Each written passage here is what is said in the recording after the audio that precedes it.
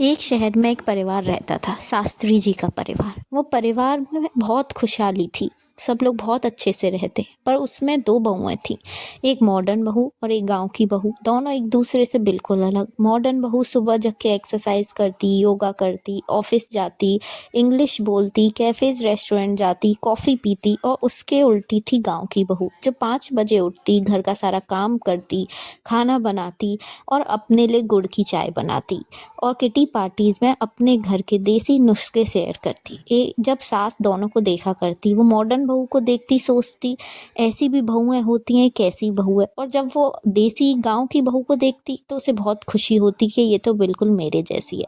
एक दिन सास ने दोनों को बोला, आज खाना तुम दोनों मिल के बनाओगी। दोनों बहुएं आ गईं किचन में। उधर गांव की बहू खाना बनाने लगी तो शहर की बहू ने कहा कि इसमें आपने प्याज बहुत कम डाली है, आप बहुत ऑयल डाल रही हो, मैं तो एयर फ्राई में बनाऊंगी। तो उसने एयर फ्राई में खाना बनाना चालू किया। तो गांव की बहू ने देख के सोचा, हवा से खाना कैसे बनेगा। वो बड़ी शौक में चली गई। सब दोनों खाना लेके आई। खाना बहुत सास को और सबको बहुत पसंद आया। सास ने उनसे पूछा कि तुम दोनों ने खाना इतना अच्छा कैसे बनाया।